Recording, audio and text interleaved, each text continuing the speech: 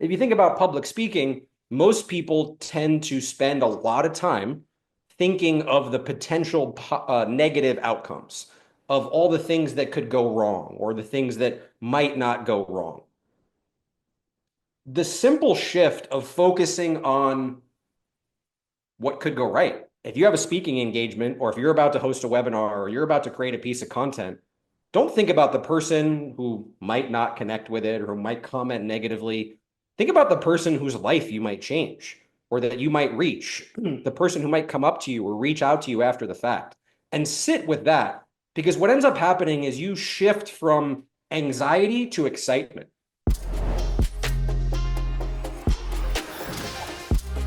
Hey everyone, welcome back to another episode of our Spotlight Sessions. I'm your host JB, and today we have an incredible guest joining us. If you haven't got a chance to meet him yet, he's part of our ecosystem at High Level. His name is Nick Lambe, and Nick is a seasoned coach, speaker, and educator with deep roots in the health and fitness industry. He's spoken at over 100 events worldwide, has organized his own large-scale events that have impacted over 25,000 attendees across 45 countries. And Nick brings a wealth of knowledge on public speaking, especially around how to leverage your voice to effectively, truly connect and influence others, whether it's you to attract customers or helping your customers attract customers. Nick, welcome, man. It's great to finally connect. We've been back and forth, but we did it. Absolutely. We made it happen. Appreciate you having me on. Amen, man. A little fist pound there for you. Hell Nick, yeah. where are you at in the world right now? I am based in Southwest Florida, from New York originally, but based in Southwest Florida currently. Nice, man. And I know we put together an episode here that should resonate really well with those that are looking to get into speaking, or look for those that are already speaking and want to find a nugget or two to get them to the next level. So, for those of you tuned into the audience, I want you to feel comfortable and encouraged to comment below, whether you're watching this on Facebook, YouTube, any of our social platforms. We want you to engage with Nick and myself here as we go through this journey. And today's episode title is Speakness. And it's a unique system that Nick uses when he's using it for himself or for teaching his clients for powerful public speaking impression. And in today's episode, we're diving into this unique system and covering three major points that are part of it. The first one is the self assessment and the awareness. And Nick's going to be speaking about how to understand your current speaking style and gain awareness of how you can communicate with practical tips. The second is going to be influence and connection. And this is where Nick's going to go a little bit more in depth on the proven skills to boost your influence, connect deeper with your audience, and convey more confidence and authority naturally. And the last one, our third bullet point, is crafting a signature talk. And Nick's going to share his approach on how he builds a memorable, impactful talk that he's scaled and used in his own events and as guest of others. So, whether you're an experienced speaker or just getting started, you're at the right episode at the right time, the right day. We got tons of impactful tips and insights for you. Nick, can you start us off here, man? We got a lot to cover here. Absolutely, absolutely. The first thing I really want to emphasize here is what you utilize speaking skills for. Now, if you're listening and your ultimate goal is to speak on stages and you want to be a keynote speaker and you want to share powerful messages from the stage, or you're already doing that and you want to do more of that, that's great. But why I developed Speakness, and the idea of Speakness is that these are skills and qualities of being that are accessible and available for everyone. And if we just view speaking and public speaking as something from a large stage in front of a large audience, we miss out on really being able to lean into those skills and leverage them in our coaching, in our business, and even in our personal life. And the root speakness, it sounds kind of like wellness or fitness, is really comparing speakness to fitness. And if you think about fitness, fitness is a set of qualities and a state of being that allows you to show up physically in the areas of your life that matter, whether that be playing with kids in your life, whether that be being able to go outside and do the things that you want. And speakness is this ability and these skills that allow you to show up professionally and personally where it mattered the most as well. Because really, for anything that you want to create, anything that you want to share with the world, its success, both in the marketing piece and in the actual delivery, is dependent on your ability to speak and to communicate. Are you clear? Do you convey confidence and authority on the topic? Are you influential in the way that you speak? Do people actually even remember the things that you say? Do they feel any kind of level of connection to you? And this is really the root of speakness, is being able to actually develop these qualities and to have these qualities provide a foundation that you can take with you in any area of your life, again, professionally and personally. So powerful, Nick. And you didn't just wake up and start speaking. You obviously built upon this foundation. Could you share a little bit about what inspired you to get into speaking yourself? And then what inspired you to teach others? Yeah, absolutely. So as you mentioned in an introduction, I have a root in the health and fitness industry and worked in a lot of different capacities in the health and fitness industry. And one of those focuses that I had was sleep. I tended to do a lot of education around sleep, and it was something that opened a lot of doors and provided the opportunity to do many speaking engagements. And unfortunately, learned a lot of things the hard way going this circuit of speaking. And if I go back to some of those initial speaking engagements, they're a bit painful to sometimes watch and go back, but it really was valuable, and you really learn so much along the way.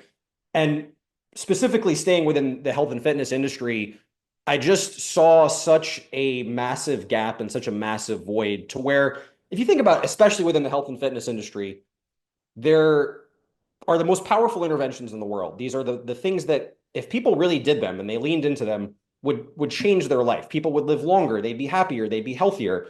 But yet people don't do the things that they need to do. And obviously there's many reasons for that, but there, in the health and fitness industry, I saw such a emphasis and focus on more information, more content. How do I just consume more knowledge? And there was a gap in how that knowledge was made actually relatable. And part of how I look at everything that you take in, there's what you know, and that's, of course, all the things and knowledge that you acquire. The second layer that a lot of people don't reach is, what can you actually communicate? So, of the things that you learn, what can you actually then clearly communicate and convey to someone else? I would say there's a third layer that the majority don't reach, and that I saw as a gap in the health and fitness industry, and is certainly the case in other industries as well. And that third layer is what actually lands with other people and gets them to take action. It's one thing to acquire knowledge or to have knowledge. It's another to have a clear way in which you communicate. But really, at the end of the day, if it doesn't land with people, if it doesn't make them feel something, and if it doesn't drive them to take action in some way, shape, or form, we're really missing the boat. And that's where, again, that came from a root in the health and fitness industry. But of course, all of you listening, you don't have to be in the health and fitness industry. These powerful messages that you have to share, the amazing content that you're creating, yes, that's important, but it's also about how you deliver it. It's also about how you make it relatable and how you make other people connect to it. And it's really powerful that you mentioned that, because I think that as we get into this phase, whether we're looking to level up our speaking skill set or get into speaking, is this self-assessment, right? What kind of potential speaker am I? Does my message truly resonate with the problem that I can solve? How will people look at me, or will they listen to me? And I know that you're going to go in depth on this topic because it's what you teach in your courses, it's what you teach uh, to your groups, and what you've experienced hands-on. But I just want to iron out here. Is there a difference between on-stage speaking and virtual speaking today? And could you just touch on what our audience should be aware of when collecting and consuming this information for either or? Yeah, absolutely. No, it's a really good it's a really good question. And I think part of the root of this is, one of the things I find a lot of people have is what I call contextual confidence. People have confidence in the right setting to the right exact audience with the right environment around them. And that's when they feel really comfortable and confident, if they even have that exact scenario. These skills, and they are absolutely skills, and part of why I emphasize them being skills is because they're not things that anybody was born with. So you could look at somebody who's a keynote speaker who's incredibly influential in front of 25,000 people. They were not born that way. There were skills that were developed, and skills are very much within the reach of anyone. And that's why when you lean into these skills, you don't just rely on contextual confidence. For example, things like your physical voice, being more dynamic with your physical voice and the sounds your voice makes, or your body language, or your ability to tell stories, or an understanding of how you filter ideas. These are things that you take with you in a one-on-one context. They'll take with you when you create content, when you're leading a group, and of course, when you're on stage. I would say the biggest distinction in those skills is that speaking from stage is the amplified version of those skills. It's really being even more generous with your energy and more generous with those skills and more generous with how much you give of yourself. And so I would say a lot of the skills and things to think about are very similar. It's just speaking from stage is an amplified version of that. And I appreciate you sharing that from firsthand experience because, in what's now considered a regular, day-to-day hybrid world, we have people that are having summits and challenges and events online, and they put so much production into it to make it almost feel like it's an in-person event. So the expectation, if someone is booking you, if you're listening to this, they're booking you to speak, or they're bringing you on at a certain time slot or a certain part of the speaking engagement, it's probably for a reason. So there's a couple things that I know that Nick is very excited about unpacking because he does lives and teaches this for a living. But I think we're going to unpack here first, if you're okay with it, Nick, this Yep. self-assessment and awareness part. How can we prepare our audience if they're ready to embark on this challenge of speaking and taking on this responsibility? What do they need to do to be prepared to give the best of themselves to who's booking them or who they're speaking for free at an event with a powerful audience? Yeah, absolutely. And we'll absolutely dive into that. I just want to make one point on the virtual side of things, because this is something I would say it is, like you said, in this hybrid world, is one of the more common questions that I get from students and from people in general, is how to approach virtual speaking engagements or virtual delivery in comparison to in person. Now, the way I look at this is there are certain things in your speaking and communication toolbox that you might not have access to virtually. You can't really communicate the same level of body language and connection in certain ways to an audience as you would in person. But you still have to emphasize and treat it as though you were in person. Give that level of energy and enthusiasm. And in fact, things like your physical voice, you want to push those and utilize those even more because of the fact you might not be able to use maybe say your body language as strongly. So part of how I look at this is, again, even if your goal is to be a keynote speaker on stage, treat every piece of content, treat speaking engagements you might get virtually, treat them as such, treat them as big and massive opportunities, and deliver as if you were in front of a large audience and a large group. Of course, maybe a bit of a toned down version of that. The analogy I always give for this is think of it like practice, right? If you think about this in a sports context, the teams that ultimately are left standing at the end of the year have developed good habits throughout the season. They've developed good habits that allow them to show up where it matters the most. If you treat virtual speaking engagements as something completely different and indifferent in how you show up, when you get your in-person opportunities, you're not going to have that same level of impact. So really treat your virtual opportunities and your virtual pieces of content with that same level of enthusiasm and energy.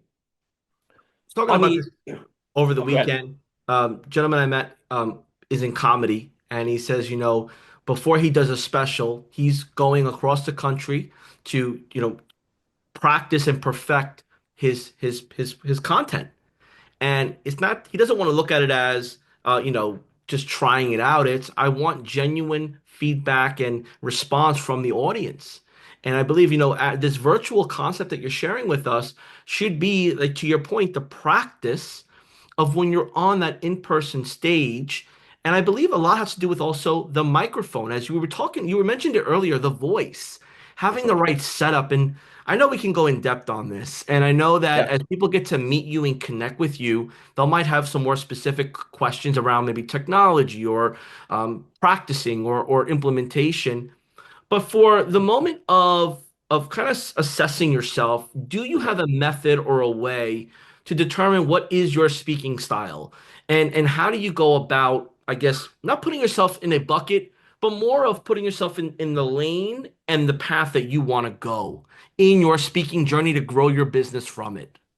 Absolutely, absolutely. So you'll see different iterations of this out there. I call this the speaking mirror, and this is placing a mirror in front of how you currently speak and how you communicate. And if you don't do that, you don't know what you don't know. It's this first step to anything that is conscious incompetence, where most of us are stuck in this unconscious incompetence, and not incompetence in that there's anything inherently wrong with you, just what some of those blind spots might be in your communication. I call it the mirror because you're trying to basically find the hypothetical spinach in your teeth that other people see when you communicate and speak that you don't see for yourself unless you place that mirror there. And so, with this speaking mirror, really the starting point is to record yourself speaking and ideally record yourself speaking in a full vantage point where you can get the full picture of your body language and the full picture of your delivery. And ideally, speaking on a topic that is something that interests you or that you have a level of passion and enthusiasm for, and record yourself speaking for in the range of 5 to 7 minutes. And once you have that recording, you're going to look at a few different things here. You're going to place a few different mirrors.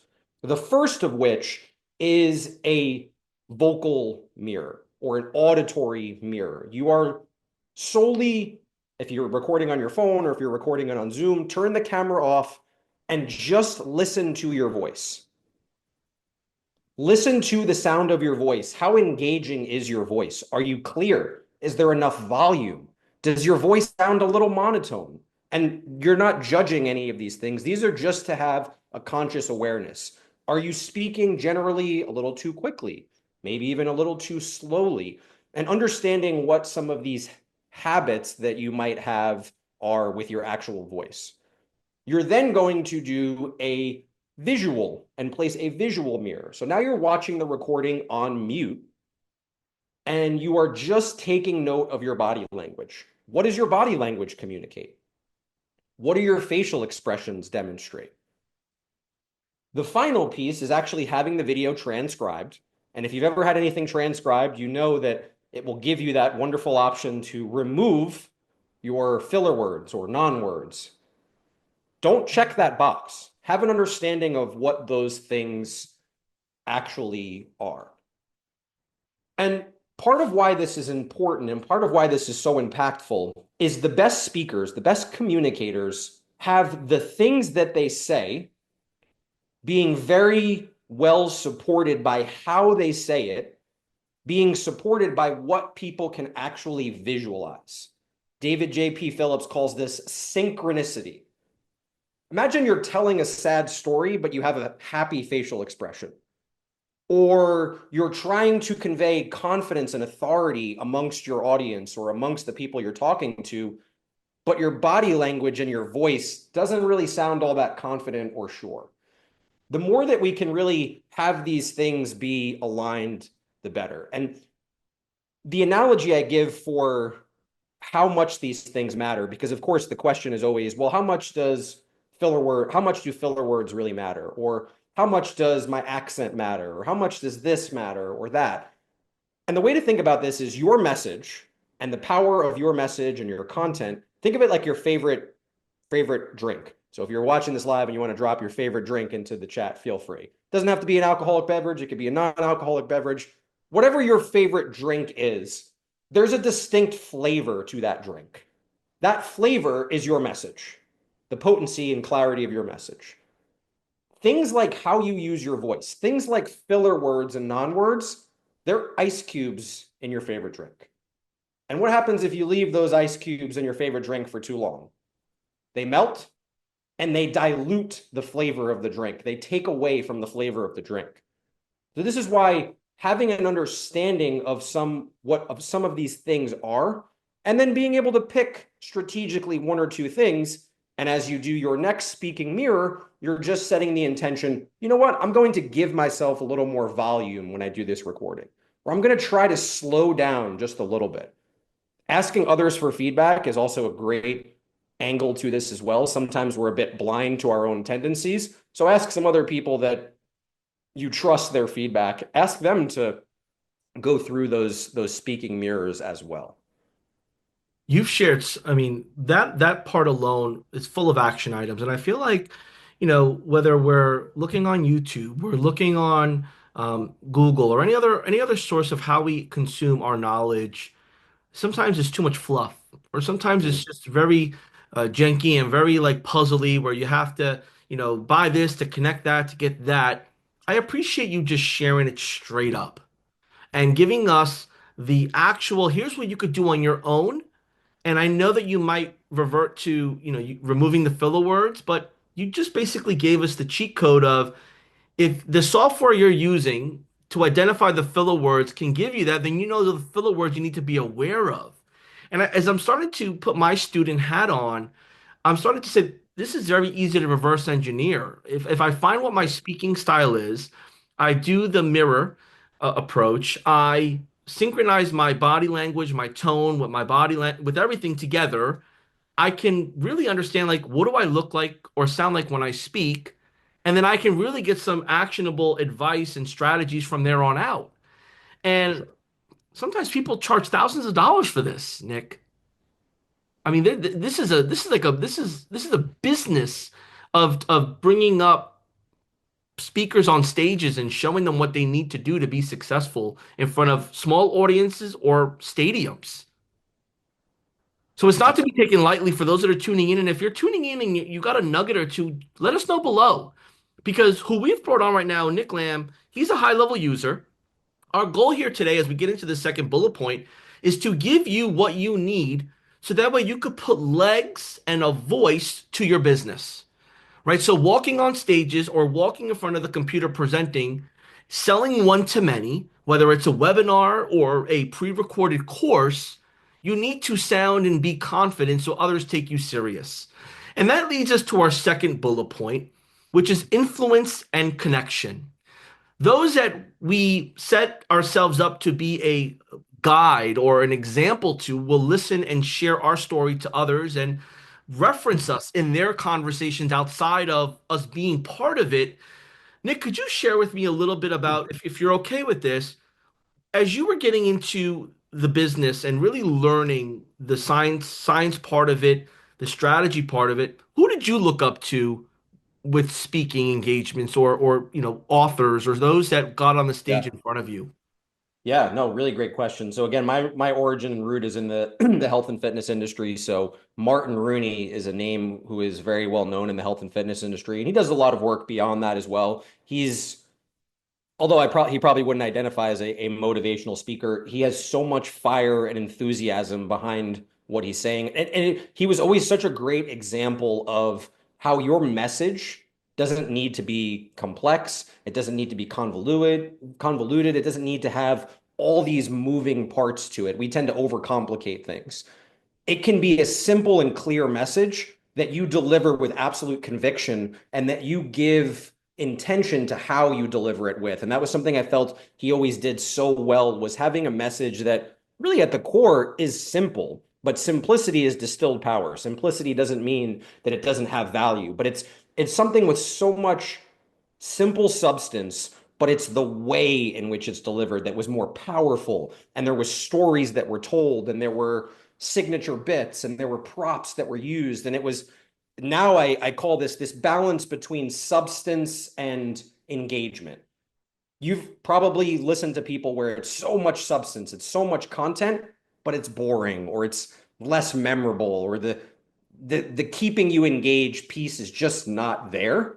And you've probably heard and sat in on talks where, like you mentioned a few minutes ago, it's it's a lot of fluff. It's a lot of rah rah. It's a lot of motivation. There's high power delivery, but there's not really the substance there. And I find the best speakers are able to really bring those two worlds together. They're able to have substance, real substance and conviction in that message, but they're also able to entertain and engage. One of the things, and I got this speaking from another person who's been incredibly influential, is Matthew Dix. So if you've never looked at Matthew Dix, he's one of the in the world of storytelling.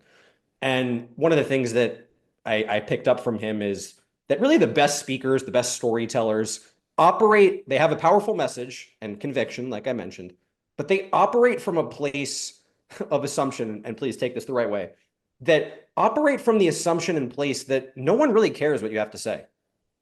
And that sounds bad, just on the surface. I know it does, but bear with me. If you operate from the place that genuinely people don't really care what you have to say, it makes you emphasize the delivery differently. And this goes back to my ABC foundations. We tend to focus on the system, how we put together this bullet point, this slide, more content, more information. But when you're speaking and sharing something with others, there's an ABC of foundations if you want it to even remotely land with them. A is attention, especially in today's day and age. Never assume that you have someone's attention. Even if they've paid to be there, even if they've chosen to sit on your talk, even if they've joined your webinar and got into the room to be there, even if you're the CEO of a company and all your employees are sitting there in front of you, don't automatically assume that you have their attention, because you don't. You need to keep their attention. B is being memorable and influential. You've likely heard certain speakers that have a certain presence in their voice and a presence in their delivery where you just remember more of the things that they say. Usually this is because they have more melody in their voice and they tell more stories, and being more memorable leads to being more influential. I got this from someone else who is someone else I've looked up to and who is another great resource in speaking and using your voice, and that's Vin Jang. He's based in Australia. He is incredible. And being memorable allows you to be influential. If you want to be influential, which you need to be influential for people to follow you and for them to do the things that you ask, they have to actually remember the things that you say and understand that just the words and the education and the information is not going to be memorable by itself. It's the way in which you say it. Sounds carry more memorability. So the second is being memorable. C is connection and relatability. If people don't genuinely feel connected to you as the speaker, as the presenter, as the community host, as the content creator, you're missing out on a massive piece to the equation. They give you more grace when they feel connected to you. They're more invested in what you're saying. I always say you want people to be placing deposits of emotional investment into you, not just logical investments. People don't make decisions and they don't choose to work with you. They don't choose to make real change in their life based on logical things or based on logical investments. It's based on emotional investment. I talk about this as any speaker, content creator. If you have an audience of one or an audience of 100 in front of you, I call it the highway to real change. You're trying to get them off the highway. And that highway that they drive on is where everything stays exactly the same and nothing changes. And logic is driving the car on that. It just keeps them on this path that they've always been on. If you want them to change, you got to get them to get off the highway. And you do that by putting emotion in the front seat. Logic can be there as the passenger, just reaffirming, but you need to put emotion in the front seat. And information alone is never going to drive people to take action. Reaching them emotionally will. And that's your voice. That's telling vulnerable personal stories. That's these ways in which you drive an emotional response. Talk about dropping the mic a few times back to back. I think the biggest thing here is that you don't have to reinvent the wheel over and over. You've shared a bunch of principles that I've in my journey have looked at, seen, heard some of the people that you've mentioned. And sometimes, depending on where we're at and you could resonate with this if you're in the audience right now. And sometimes we just need to hear from somebody else to really understand that I am on the right path or I am doing everything right. And this imposter syndrome comes in. Uh, Mm, and Nick, if you don't mind, could you talk a little bit about, how do we scare away imposter syndrome so yeah. that way it doesn't affect influence and the connection with the audience? Yeah, absolutely. Well, first of all, I hate the term imposter syndrome because firstly, the word syndrome implies that there's inherently something wrong with you. And if you're nervous about speaking more, about being more vulnerable, there's nothing wrong with you. You're a human being. And typically, nervousness, a level of nervousness around speaking more or sharing more of your message, it means that you actually care.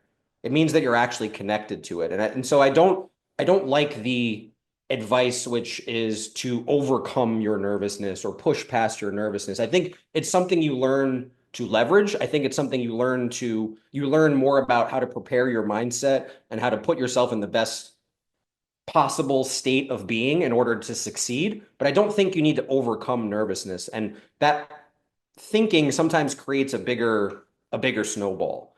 Another really important piece here is distinguishing between fear and anxiety. Most people, what they experience, you'll hear this as public speaking fear. And this is anywhere from 60 to 75% of the population. It's actually, I don't know if it's still the case, but for a long period of time, it's been the number one fear in the United States, above even fear of death and fear of heights, which is wild. But what people are experiencing is not really fear, it's anxiety. And why that's important is imagine you're walking through the woods and you see a bear 200 feet ahead. Actually, physically being faced with a bear, that's a fear response because you're actually faced with it and you got to figure out what the hell to do in that moment. If you're walking through the woods imagining that there might be a bear ahead when there isn't, that's anxiety. And so, anxiety are the situations that we create that don't actually exist. And why this is important is because if you think about public speaking, most people tend to spend a lot of time thinking of the potential negative outcomes of all the things that could go wrong or the things that might not go wrong. The simple shift of focusing on what could go right. If you have a speaking engagement, or if you're about to host a webinar, or you're about to create a piece of content, don't think about the person who might not connect with it or who might comment negatively. Think about the person whose life you might change or that you might reach, the person who might come up to you or reach out to you after the fact, and sit with that. Because what ends up happening is you shift from anxiety to excitement. You get excited about the opportunity that you have. And your heart might beat faster in both scenarios. Your breath might increase in both scenarios. But being anxious are two very different and distinct states.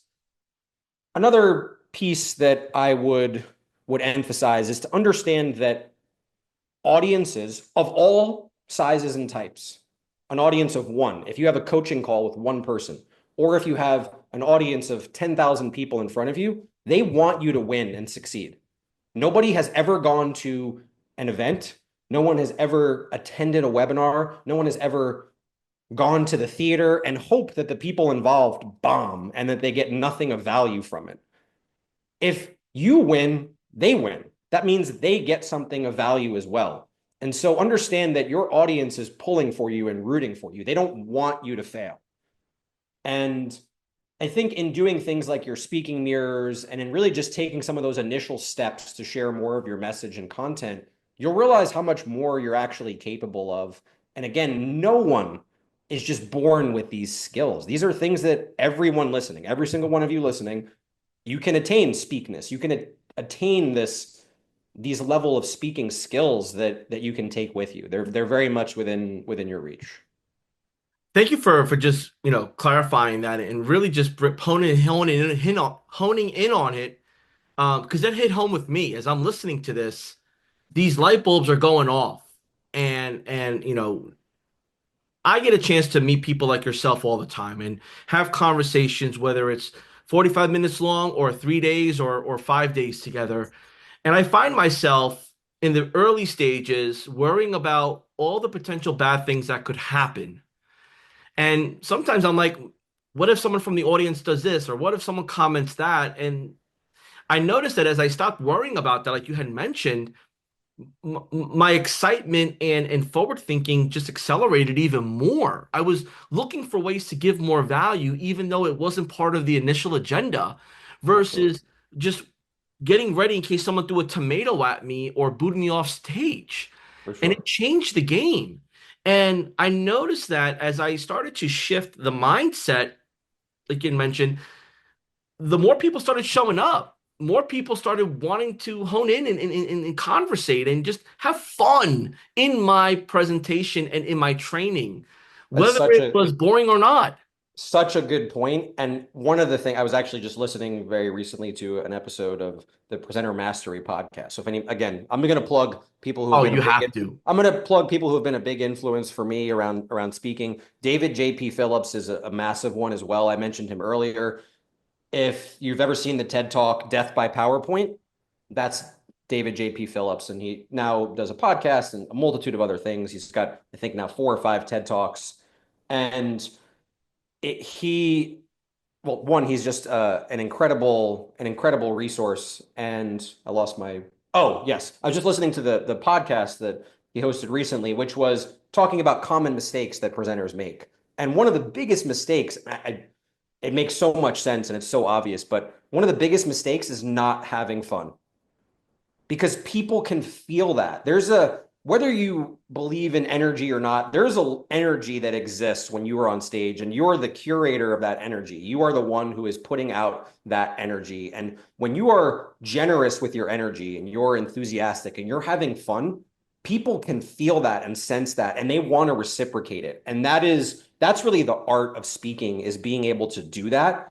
And one of the things I find when it comes to really being able to have fun is being incredibly prepared. We talked about this earlier. I can't tell you how many times I've had a conversation where it's, oh, my talks don't go well. I tend to fumble over my words and I don't feel really present and it doesn't land very well. Tell me a little bit about the preparation. Tell me a little bit about your process leading up. Well, I put together the slide deck and I read through it a little bit, the week before and the night before. And that doesn't cut it. That's not the level of preparation that is necessary. How you prepare is how you ultimately show up. And another thing I get from people so frequently is, well, I don't want to be scripted. I want to be authentic. I want people to feel that I'm authentic. But if you're not prepared, incredibly well prepared, where you know the content in and out and can deliver it even without a slide deck, you can't be present and authentic because you're continually thinking about what's coming next and what you have to say next. You're never actually present in the moment. When you're incredibly prepared, that's when the fun and the connection and the presence actually happens. Absolutely. And, we have about, let's say, ballpark 60,000 agency high level users. They either sell this, our software with a service, as a service, or in addition to other services they offer. And then we have hundreds of thousands of other customers that are serviced through those 60K that are their customers. And we come across different stories that get shared with us around how speaking at chamber of commerce events, speaking at small town halls in person, hosting podcasts, hosting these talks per se, brings them revenue, brings them a bigger audience, brings them exposure. They're getting featured on their local news. They're getting featured. 100%. They're getting quoted. They're becoming subject matter experts. Could you share with me if as a high level users tuning into this, how could they use this to amplify their agency, their software as a service business, or of their customers at the end of the day, just based off of what you've shared? Absolutely. So when you have these skills, when you get on stage and you do it well, and again, these are skills that are accessible for everyone. They're available and they're for you. And kind of the beauty of it is that I would say the vast majority don't really leverage those skills. I again come from the health and fitness industry where I love the industry. It's my roots. I love it. The vast majority of people who speak in the health and fitness industry are just really good coaches and really good in their business, which doesn't translate to being really great speakers. So if you just even lean into a percentage of these skills and you do it well, there is no level of attraction and influence that can be matched than what is created on stage. When you're on stage and you do it magnetically and you do it well, there's nothing else that compares, whether that be in a small group, whether it be a chamber of commerce event. So if your goal is more attraction, more influence to reach more people and to reach them more impactfully, being able to do this is game changing. And I know we were going to talk about this idea of a signature talk.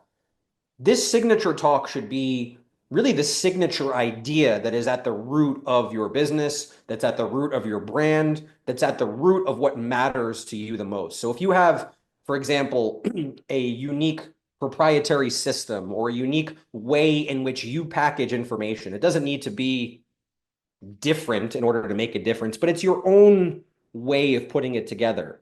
That is the signature talk that you develop. And one of the biggest mistakes that I find people make when they start to speak more is, for example, John, if you were going to create a signature talk, a keynote or idea, being in this space for a long time, there's lots of things that you could speak to. You could talk, and you could talk probably really well to a lot of different things.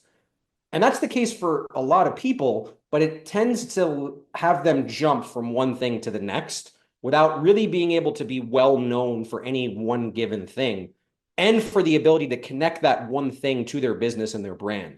I always say the best signature talks and ideas are ones that can be articulated in a 1 to 2 minute conversation all the way up to a 60-minute keynote.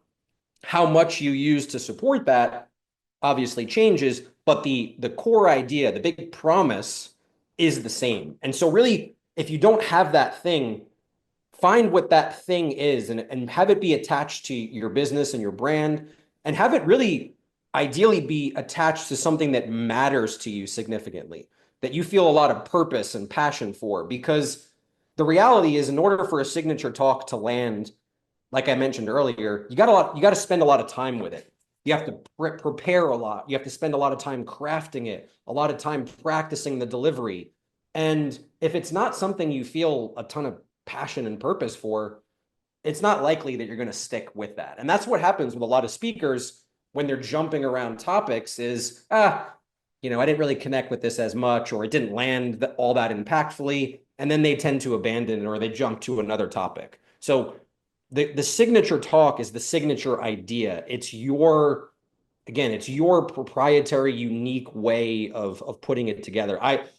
Public speaking, none of the things I share around public speaking are reinventing the wheel. None of them are things that have never been talked about. But this concept of speakness, liking it to fitness, where it's trying to make speaking skills more fun and impactful and accessible, that's just my own interpretation of things and putting it together. From all these great and incredible people that have talked about it previously, you likely have that same thing. The signature idea is your own unique way of putting it all together. Yeah, and to your point, Nick, when I've had the opportunity of in my previous careers training our new hires that would come into our company, we would have our C-suite come in, and our C-suite I would hear the same thing they say over and over, class over class. And to me, I'm like, oh, how come they don't switch it up? This was in my early amateur days. I didn't quite understand Mm. that it was one consistency, but it was their core message, it was their expertise in a big picture, and it was their unique perspective. And as these new hires that we were bringing in, there was so much for them to consume. It was just enough for them to see and go to the next step. Because, like you had mentioned, we're all experts in our craft. We can talk in depth very much. But one thing I learned here, even at high level, working with my colleagues, was you got to go big picture, and then you get to determine based on the time and the audience where you go more in depth. Because you had said it earlier, there's too much substance, there's too much logic, there's too much emotion, or Yep. there's not enough balance. And emotion should be in the driver's seat, logic should be in the passenger seat. And all of these things start to click. And I believe that if those that are tuning in now, and maybe a handful of folks, and you could share in the comments below, do you have this self hurdle of not wanting to speak with the fear of? you believe it's the fear of, or are you now aware it's just anxiety of speaking? And with what you've learned here today with Nick Lamb, what are you going to do to make that change? Because you are your unique brand, and what you do with high level is really what you decide to do with your voice and your way of teaching others how to bring on and use your software. So it's so powerful, and it resonates so well, and a topic that I really didn't know how and where it could fit in because there's so vast of experiences that tune into this. And I think what really said it nice was that you're a high level user. You use high level for your business, for your events. Could you share a story a little bit about the software does ABC for me, but the combination of me and the software is where the difference was made. And it could be maybe with the tonality, how you incorporate video, the language. Can you just share a little bit of that personal experience? Yeah, absolutely. I think really it comes down to the fact that, like you mentioned, we tend to shrink ourselves and we tend to shrink our thinking of what is possible. So if you think about speaking and you think about sharing more content, you think about sharing more of your message, I mean, Go High Level is providing you with they're providing you with the platform to reach and to have that larger impact. It's giving you the opportunity to create the substance in a way that I think no one else does as well. And so you have this ability to create the substance. Give the intention to this other side, to the delivery, and to thinking bigger. It's not you again, if you're a Go High Level user, you already have the platform in order to do this. Where you might be experiencing a gap is just in your own self-belief and in your own set of skills that you maybe just need to fine tune. And I think that really is that's the void. Yeah, and just to add another V to it, the voice. You might be missing the voice too. Mm, Because the platform, whether it's gray labeled or white labeled, is only as good as the face, energy, and mission behind the industry. absolutely. If you think about the quality of what you create, the production level of what you create, and you think about yourself as an expert in this space, you're likely, and by using high level, you are already at a point where you're able to deliver something that's a 9-10 in production, a 9-10 in terms of value, a 9-10 in terms of your expertise. But if you're only a 3 or 4 out of 10 in terms of your ability to speak and your ability to communicate that value, which do you think your audience perceives you as? Do they perceive you as the level of your production or and your expertise, or do they perceive you as your ability to actually communicate that value? And it's more often than not a lot closer to that ability to communicate. And when we experience this and we experience the breakdowns in communication or things not getting across, we tend to just want to add more information, more knowledge. I got to do more of this. When I can almost guarantee you where you're at, you don't have an information problem. You don't need more information and knowledge. Where the gap lies is in your ability to have that information go through those layers I mentioned earlier. Not just that you can communicate it, that you can have it land and drive people to take action. Yeah, and literally we could go on and on about this. And what I enjoy, and you mentioned like the coaching sessions before, when someone jumps on a coaching call with you, they're rooting for you. They want you to bring the best because they benefit from the value as well. And that's how I feel right now. Sometimes when people meet people or they speak with others or they speak in front of an audience, that intimidation factor comes in, For that sure. worthiness of, these people are smarter than me or this person's smarter than me. Could you give us perhaps a little bit more in depth on some action items that our audience can take to create that signature talk, whether it's small group Mm. or medium to large size group? I know based on what you've shared with me so far, the size of the group really doesn't matter. It's you and how you control your voice and your physical impression of how you deliver it. So if you could help us Absolutely. out with that, it'd mean the world to us here. Absolutely. So I'd go back to where we started a bit towards the beginning of that speaking mirror, and to genuinely do that speaking mirror, and ideally do it multiple times because there are going to be a few things that you might miss. So I genuinely encourage you to do that speaking mirror through multiple layers.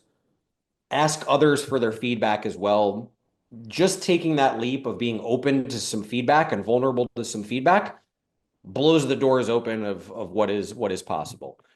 And I would say within what you're looking at, because you might not have the best lens for what you're actually looking at with this mirror, and I definitely can understand and appreciate that. With your voice, there are some ingredients of your voice, or Vin Jang will call these the foundations of your voice, and they are volume.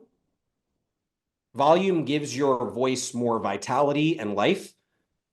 If you're speaking really low like this, if the entirety of this podcast I was speaking really low with this volume, even if the things that I was saying were really game changing, they'd have no life to them. And you wouldn't believe the things that I'm saying. So you have to have volume in what you say. Rate of speech, you think about rate of speech, when we go back to the ABCs, it's attention and engagement.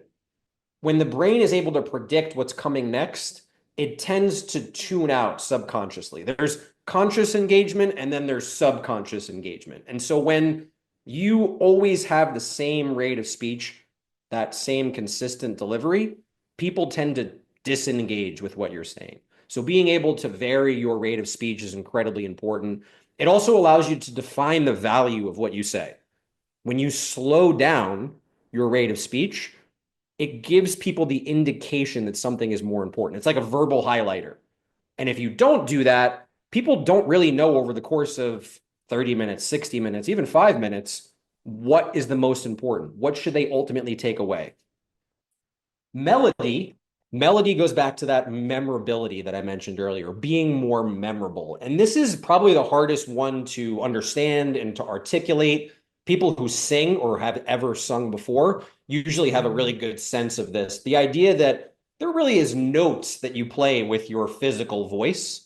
You think about this in terms of pitch. I can be really low in my pitch. I can be really high in my pitch. And really being able to be dynamic through all of that makes you seem a bit more likable. It makes you seem more approachable. People remember more of the things that you say. You just have a different type of presence when you have more melody in your voice. Tonality and emotion is the emotion that underlies the things that you're saying. Can people genuinely sense the emotion that you're trying to express? For example, the silly way that Vin will recommend to practice this is try to say good morning really happily with a sad voice, sad facial expression. And you can't do it because your facial expression and those emotions that underlie have a direct line to how you actually sound. And I can't tell you how often there's a disconnect between the facial expressions and what you're actually trying to convey. This one thing I did mention is this big gap that exists between your perception and other people's reception. Your perception of how clear you are, how well you can communicate, how influential you might be, versus how the audience is actually receiving it. And part of that is that speaking mirror. And here's another piece. The audience, again, wants you to win and succeed. Here's another really valuable piece of how you can understand. Ask your audience. Genuinely ask people how connected they are to the things that you're saying. Do they understand it? Do they understand it in the way? No audience is going to look at that in a negative way. You're trying to make it better for them. No audience is going to look at that and be like, wow, this guy or gal, no, I can't believe they're doing this. So being being willing to look at it in that context. And so I know I could probably go into 8 million other pieces here, but those are just some things to think about. And the comments below, there's definitely folks here that are resonating with this. That this almost arrived in on their feed to them at the right time. So I'm looking forward to see and hear your wins from this. If you took a bit or a piece from this talk at some point, and you believe that it was a part of the winning factor of maybe acquiring a new client, a new journey on speaking on local or other types of stages, being a guest on someone's webinar or podcast, please share, whether it's tomorrow or weeks from now. Tag us, let us know. And Nick's very easy to find. If you, we'll have his information below here to connect with him. But Nick, you mentioned a lot of inspiring professional people that started out just like you and how our audience is starting out or preparing to level up. But you have your own community that you help people start from scratch. You help people get past their anxiety or their holdbacks that they're experiencing in their journey, and that's called the Impact Speaker Academy. Could you share a little bit about how how how this calling came to you, and why did you decide to shift from fitness to speakness? Yeah, yeah, absolutely. So the Impact Speaker Academy is actually a 6 month program. It's a 6 month mentorship, and the goal with that was to create something really comprehensive and to really take you through the entirety of the journey of these speaking skills, enough time to actually develop them, and then curating and building that signature talk and idea that you can take out into the world. But my one of my biggest shift and what I'm currently close to finishing and building is actually the Speakness Club. And so this will think of this like a gym membership for speaking and communication skills, to where the speaking skills that are there are a bit more fun, accessible, a little bit more practical via fun classes and ways to get engagement and just making speaking skills a little more accessible because you need to create behavior change. This is not something that happens overnight, and it needs to be something you continually focus on and emphasize. This is why we call it speakness, similar to fitness. You can develop incredible fitness over the course of 6 months to a year, but if you stop putting in that effort and intention, you no longer will have that fitness. It will slowly deteriorate. And I think the same applies in communication skills as well. And I wanted to be able to create the space to regularly do that with a supportive community and to regularly be able to put in these reps and around like-minded people and in a bit more of a fun, unique way. So whether you want to improve just how you communicate with the people in your life, being a leader, being on stage, the speakness being that foundation to have. Yeah, now that you shared the example, I'm thinking in my head, the speakness is like joining the fitness center, and as I'm walking in, I see personal trainers around, and maybe I get curious on how much it is for a one-to-one session, and then I see small group training happening on the side, and maybe I'm curious about being around those like-minded, or they match my style or I match their style. And then I see myself kind of walking down into the big glass where there's like 40, 50 people in an aerobic style class, whether it's Yeah. doing yoga, training, whatever they're doing. And and then I see the machines lined around where if I want to jump into a machine and do my own arm curls or chest press, I have that opportunity. It sounds like you're onto something bigger than maybe that's even available right now in the market. And I'm really happy that we got a chance to get a sneak peek to it, man. Yeah, absolutely. No, absolutely, man. It's yeah, like you said, it's the goal is to just is to create a fun space, create a space where these things, like I mentioned at the beginning, we tend to when you view speaking skills as only being from a large stage in front of a large audience, it makes it seem so far out of reach or so unattainable right now when there are steps in order to get there along the way. For example, I keep going back to this analogy of fitness. If you want to run a marathon, if you want to compete in bodybuilding, if you want to do these higher levels of fitness in some capacity, you need a foundation of fitness first. Somebody who doesn't have aerobic health and tissue resilience and a level of strength and a level of these foundations is never going to be able to go and successfully run a marathon. If your goal is to be on stage, or that's something you maybe would like to do, or you just want to be a more effective leader, or you want to create better content, this foundation of speakness will allow you to do that and to show up more effectively in doing that. And so that is the hope. And again, we'll have classes, we'll have community, we'll have events and opportunities that are built right in. So you have something to really anchor to and something to specifically work towards. And so that will be launching early to mid December. So depending on when this episode airs, pretty soon here. So Awesome. And for those that have been rocking and rolling with us, whether you just joined the conversation now or you just joined, a few minutes after we kicked this off, the replay is calling you because you got to start from the beginning. There's a lot of points from the foundation to taking action to now getting on the stage, whether it's virtually or in person, that'll help you add a voice to what you're doing within our high level ecosystem, whether it's as an affiliate, whether it's gray labeled or white labeled, your voice is your uniqueness that will attract your customers to trust you.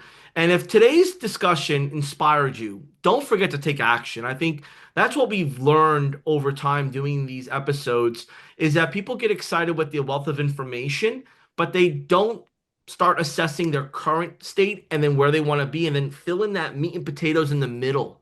So if you've watched it this far, you already know what you need to do. You got to get into your current speaking habits. You got to apply those connection building techniques. You got to craft your own signature talk. You got to practice, practice, practice. Get in the right rooms with the right people so they could tap on your shoulder. And as Nick said, remember the journey to becoming an impactful speaker starts with the small, intentional steps. Other than that, everything else is fluff. You need to work with the small intentional steps to get where you want to be one step at a time. Nick, thank you, man. Thank you for really unpacking this. I wish I would have met you sooner because it would have helped in my journey. And I took a couple skips, leaps, and bounds as I'm learning, and we're all getting better all the time. But it was very refreshing to hear that although it was self-learned and invested in some courses, that I was following and listening to the right people. for And sure. that's the most important part. It's so discouraging when you listen to the wrong people. You're like, oh, I've made unnecessary mistakes. So thanks for really giving our audience a chance to get ahead of maybe where they were at before and divert from maybe who they were going to listen to prior. Nick, any closing remarks that you'd be kind enough to share to our audience before we officially wrap this up? Yeah, absolutely. Well, firstly, I think you did a great job kind of putting a bow on things. But what I'll say is don't be so attached to who you are in the present and the way you speak and the way you communicate in the present that you miss out on who you can be in the future and the opportunities that that can ultimately create. And maybe you don't envision yourself keynoting from a stage, that's okay. But the value in leaning into these speaking skills, the value in being able to tell better stories, to use your voice, it shows up. I promise you, it will. If you put in the work, it will show up in every area of your life. I think down all the way to I have two young daughters, and I think about just my ability to be more dynamic with how I tell stories to them and how I interact with them and how I'm able to convey certain things to my wife that maybe I couldn't have as clearly before. And it has a trickle down into every area. So even if the goal is not to keynote, I still genuinely encourage you to lean into these skills. Absolutely. Well, hey man, thanks again for just hanging out with us in the high level My pleasure. community. We appreciate it very, very much. And to our audience, thank you for spending time with us. We know that your time is valuable, and we got more coming at you. So if you haven't had a chance, check below in the comments below. Look in the bio. If Nick Lambe's information will be there, and I hope to see him again on here and to see y'all again too on our next episode. Take care.